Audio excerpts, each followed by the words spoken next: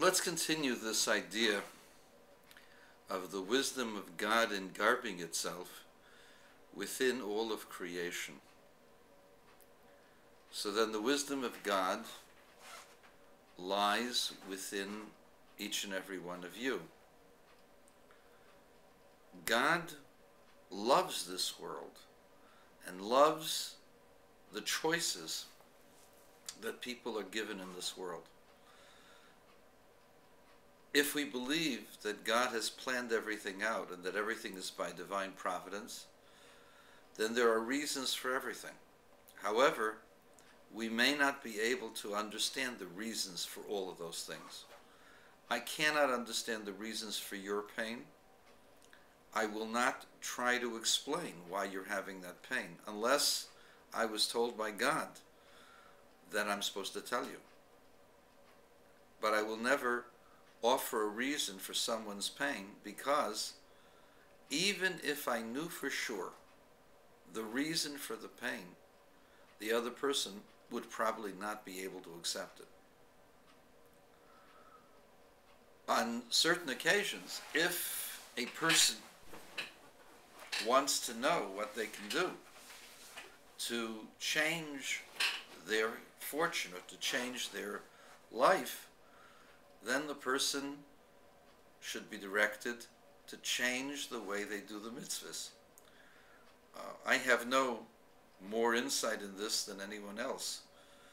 The Lubavitcher Rebbe, blessed memory, was able to see what is lacking in a person and was able to tell the person what they need to do.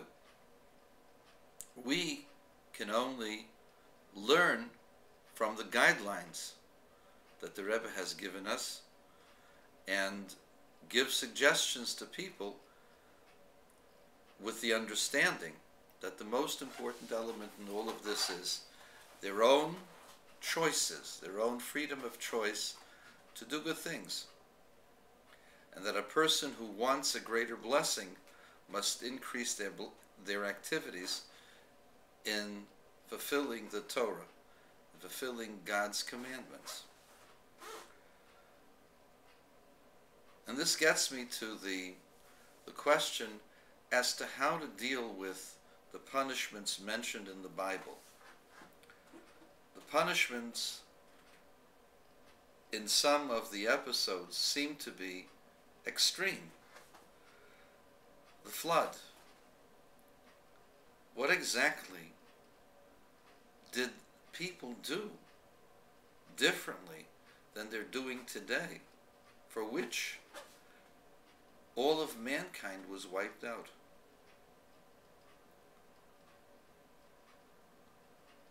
The same question you might ask as to why the dinosaurs were killed. Why were they destroyed? And probably the same answer has to be given. The dinosaurs tragically were destroyed by some tremendous force that caused their demise. Some people believe it was a volcano. Others believe that it was a comet or a meteorite, a large meteorite that hit the Yucatan Peninsula and created a winter in which no sunlight penetrated, and there was an immediate loss of food, and so on and so forth.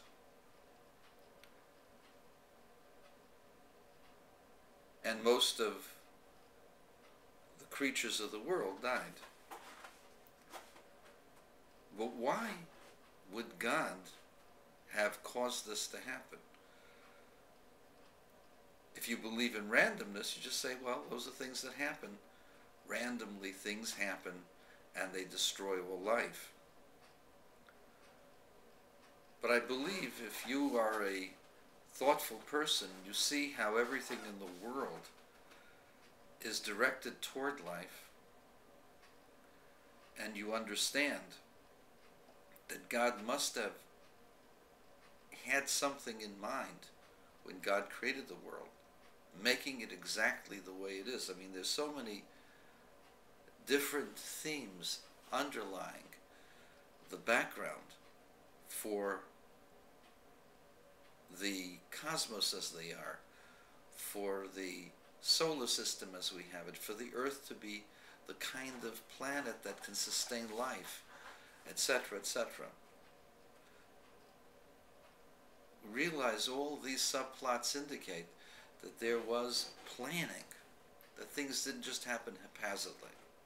So if that be the case, I would venture to say the following. The people of the flood were destroyed just as the dinosaurs were destroyed. The dinosaurs became too dominant. Their natures were such that they overwhelmed the entire countryside. No other creature could emerge when you had to fight for survival with a 50 or 60 foot creature that could destroy you instantly, that moved around extremely quickly. Nor could you forage for food when you had a 50 or 60 ton animal eating up everything in sight. And there just wasn't enough food. And there was no way that other creatures could compete. And the more dinosaurs there were, the less opportunity for anything else to exist. And also, they would have wound up killing themselves. So what God did was, got rid of them. And other creatures came to be in this world that weren't as stifling, that weren't as overwhelming. We know from the fossil record that there were animals that were so powerful and so strong that we could never have survived an environment with the saber-toothed tiger and the bird, the peacock-type bird that was huge, that could swallow a jaguar, kill a jaguar and swallow it whole. There are animals in the sea that are incredibly powerful, but they're far away, thankfully. But to have a land creature that's that adept and that dangerous near where man has to develop, that had to be gotten rid of.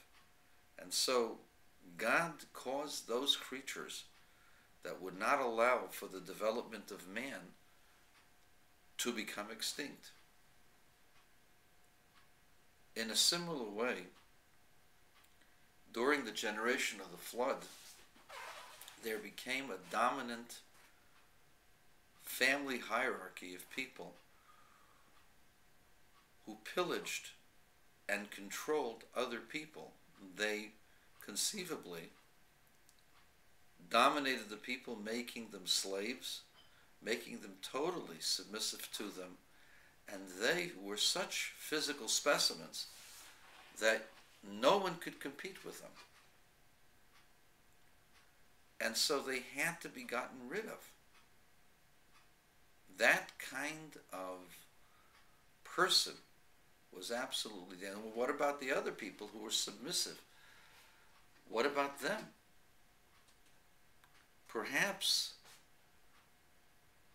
there was a dominant race, and then the submissive race also accepted the mores of the dominant race and subjugated others the same way that they were being subjugated. They ran away and would subjugate other lesser human beings, lesser powerful human beings the same way. Essentially, the world was dominated by people who would not allow for other people to exist, people of lesser stature, people who were ordinary. And so they had to be gotten rid of. And ordinary people with limited powers had to come so that they could live and develop and create a good society.